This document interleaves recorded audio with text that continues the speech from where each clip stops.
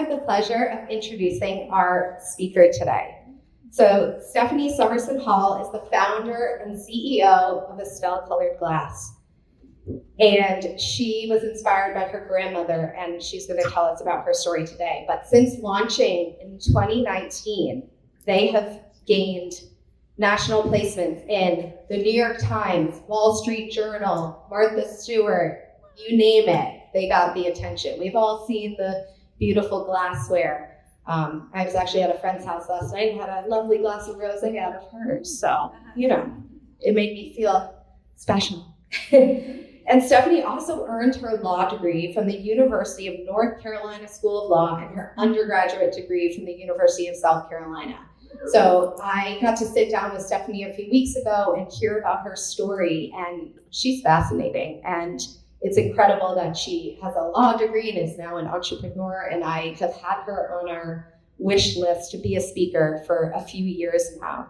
And I'm just really grateful that she said yes and is here today to share her story. So please welcome Stephanie Summerson Hall.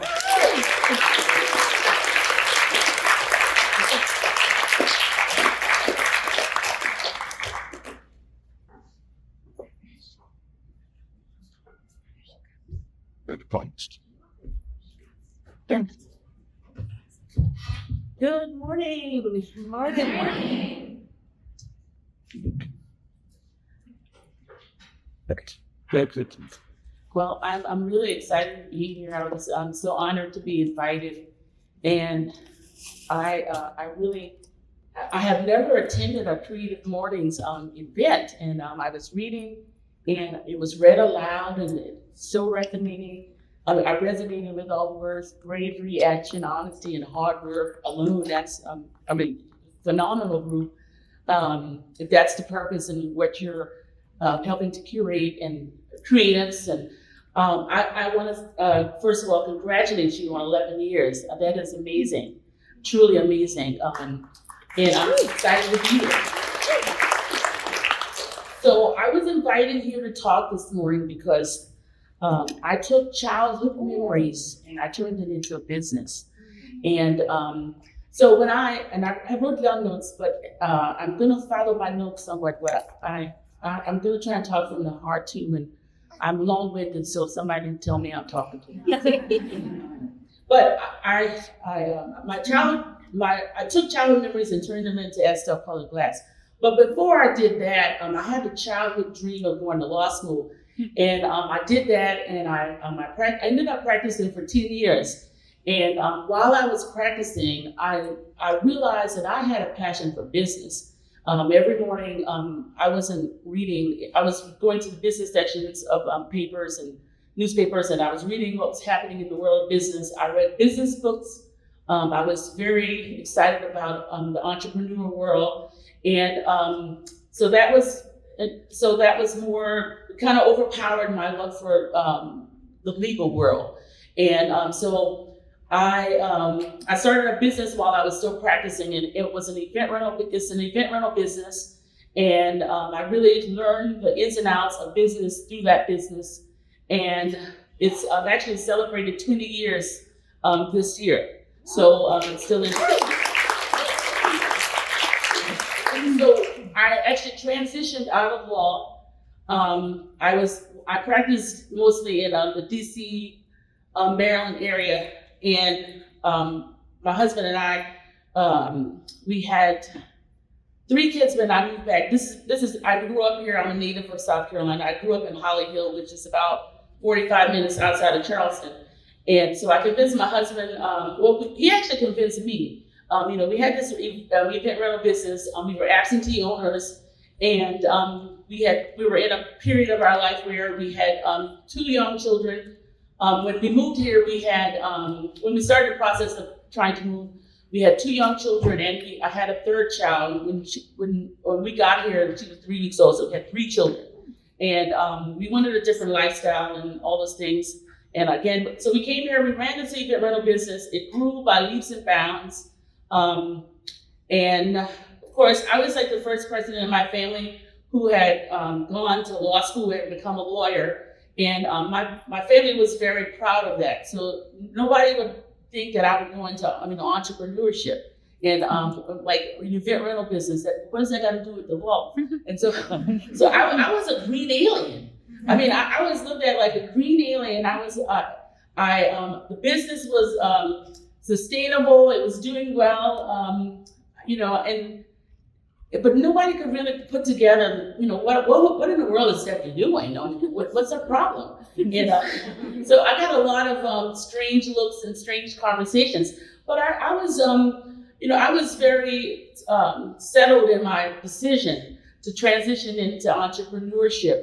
And so once that business was up and running by clockwork, and I decided, I wanted to find something that was going to be something I could build from the foundation up. And using the infrastructure that we had a warehouse, we had employees, and a lot of rental companies put parallel another business beside their event rental business.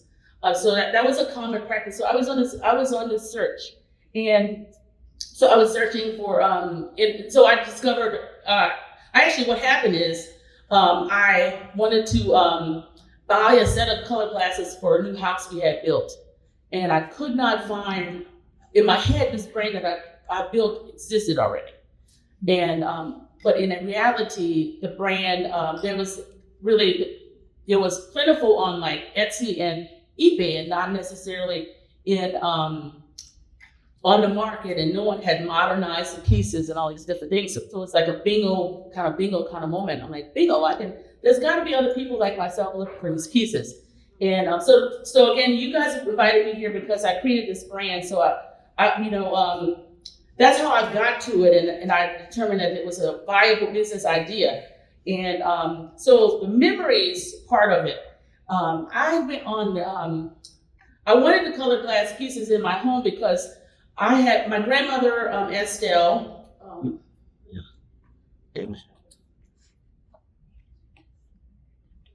That can do Yeah, please. You just tell me when to hit it. You do first. Yeah, that's the logo picture. So that was actually the first. If you go back to the actual that picture. So what I decided I was going to start a colored glass brand. How do you start a colored glass brand? I don't have one. I couldn't find. I didn't know anything about colored glass.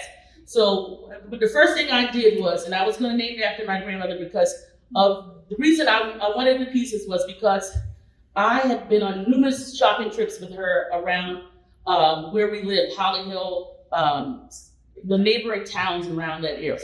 And my grandmother, she went weekly to her favorite shops, and we would shop, and she would collect things.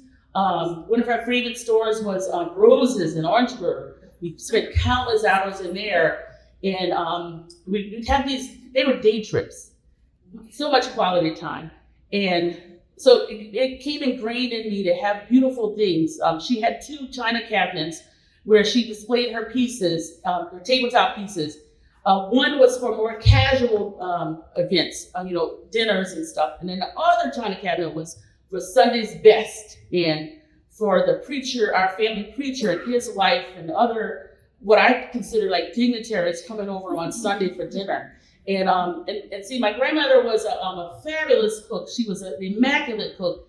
Julianne cut her collard greens. She cooked by the season, so everything was fresh and so tasty. And so her house was like a hub. She was also like the oldest niece in her family, and she was the only daughter, and so she was like a matriarch, and everybody she just had to host all of our family coming from out of town that had migrated, like to New York and different places. Her house was always a hub, and she was just so warm, and we actually called her Big Mama. And so that's who this brand embodies, and just entertaining and all the things that make you like just feed your soul, and the fellowships and so this is, as a granddaughter, she actually had about 13 granddaughters, so I was not a special granddaughter or anything, but everybody else gathered, this sort of, a lot of us are hostess, a lot of us entertain, and we cook by the seasons and all these different things. And my grandmother grew up, I was, like I said, one street over from me. So, I mean, I learned how to cook under her tutelage. So I'm a good cook too. So, but the first thing I did for this brand was this is a picture of her in visiting her brother in 1957 in Miami. And this is her youngest daughter, who was 5 years old, and her nephew, who was also 5 years old. And so what I did was I had an artist at the Charleston Art Institute turn this picture into this picture. And I, in mind, I had that I was going to sell these products in major department stores. I was going to sell them to Saks and Nordstrom's and all these high-end department stores. We were going to sell them in high-end boutiques, and that's what we ended up doing, because power of visualization.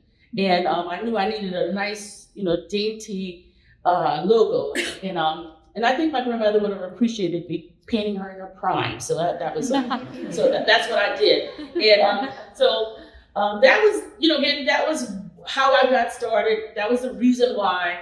I'm never at a loss for words to say about what this brand embodies, because again, it embodies something, my grandmother, but this embodies so much more. So one of the things we do as a brand is we celebrate heritage. And that just involves me talking about my heritage, and then you chime in and talk about yours, aunts and grandmothers and motherly figures. It's just an endless conversation. So that's one of the things we do as a brand. And the next thing we do is we elevate entertaining. And we have the colorful pieces that allow you to entertain, to bring some color to your table. We actually have 23 colors. We've been around the color wheel, and we have 23 colors in our collection. And so with we have colors for everybody. I didn't think we needed black, but some people like black glasses. They started asking for black glasses. Some people, we added a butterscotch color. We have 3 shades of blue. We have maybe 3 or 4 shades of green. And I have never, the product we sell the most is our skinwear, and we have not been able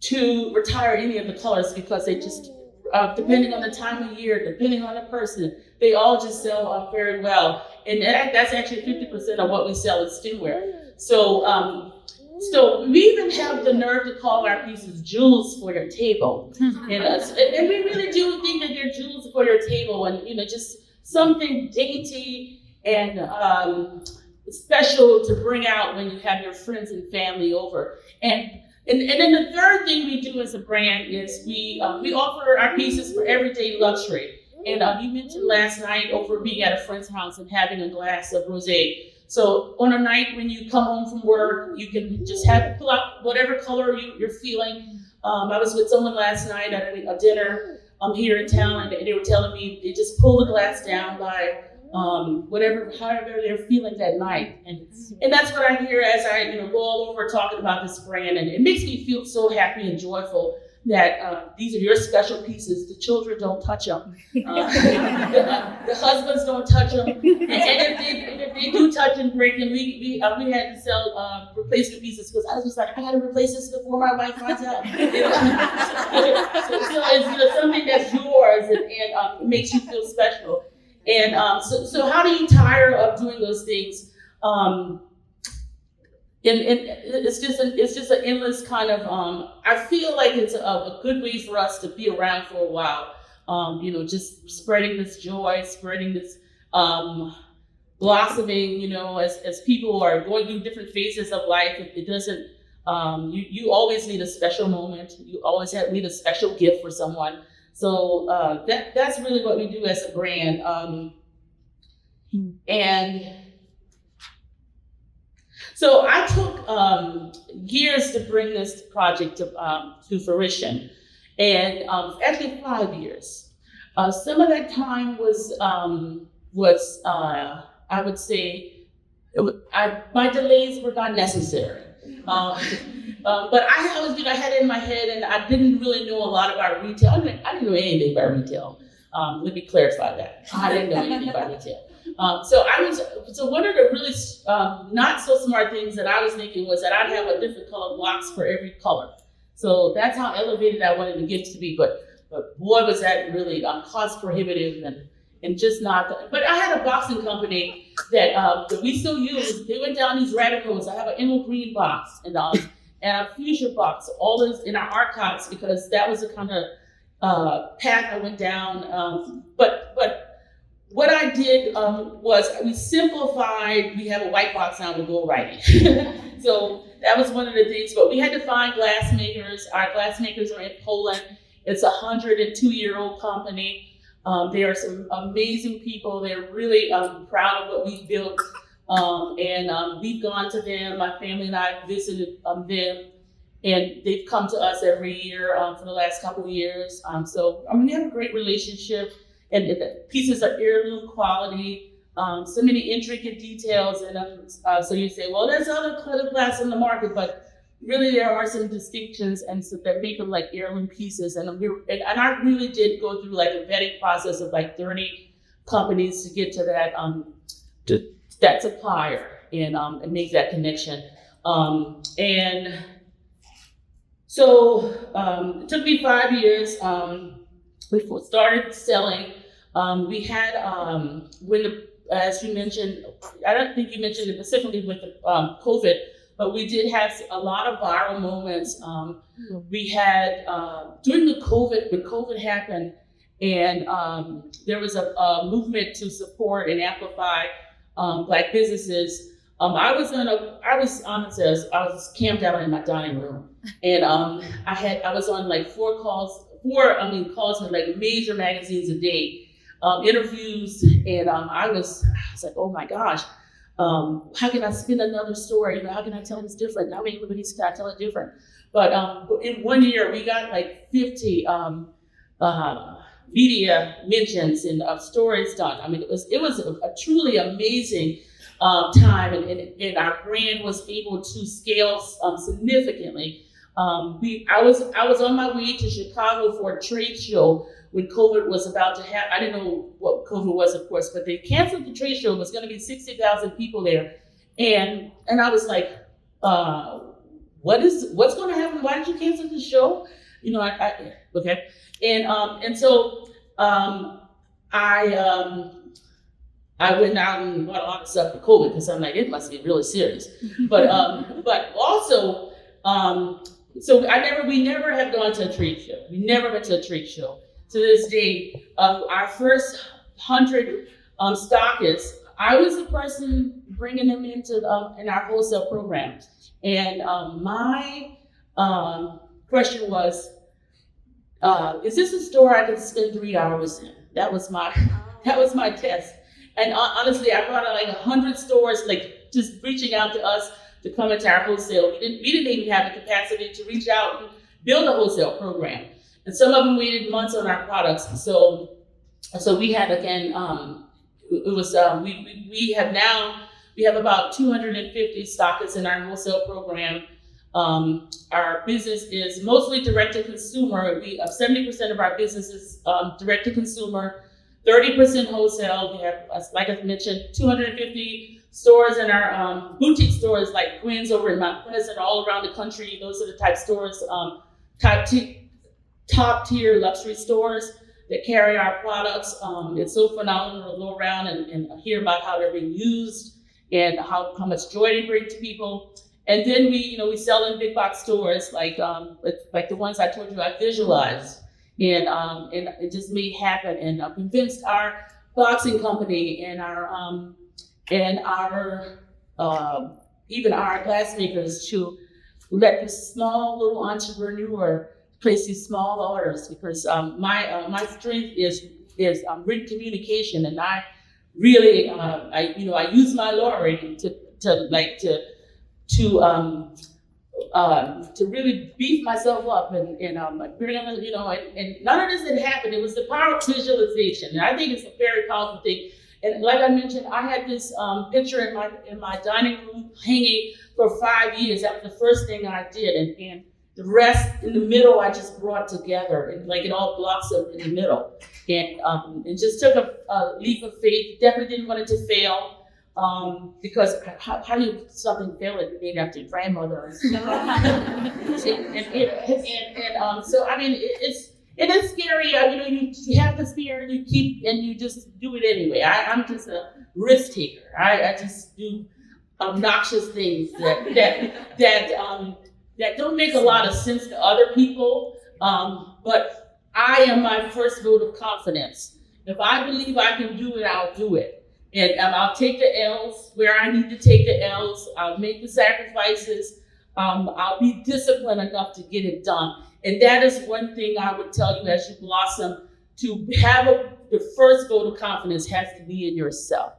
And confidence will take you places where the no's, and you can't stop because of the no's. All you need is one yes. And so you just keep going and be confident. I mean, on your worst day, be confident, because this can turn around and this can work if I work it. Anything will work if you work it. That's kind of how I view life. So this, as we have blossomed, we actually opened a store on King. It's right across the street in February of this year, and that was I didn't think I'd open a store, but. First, but the brand earned the store. I mean, this brand worked hard, and I said, you know what? I'm just all I am is the steward of this brand. So the brand I had to get out of my comfort zone, and I opened the store for the brand. And again, I want to conclude by saying, as we have blossomed, and as we move forward, there are 3 things that I'm working on in terms of getting rooted and becoming a perennial brand. And that's working on my leadership, sustainability, and continuing with wealth building, and being able to bring resources back to my family and my community. I want to thank you again for having me, and ask you to follow along on our journey. It's Estelle Colored Glass online, and come by and visit our store. We have paintings in the store honoring some of the matriarchs that have attended these dinners. And we have a dining room table depicting the dinners. It's a communal table. So please come by and visit us. Thank you so much.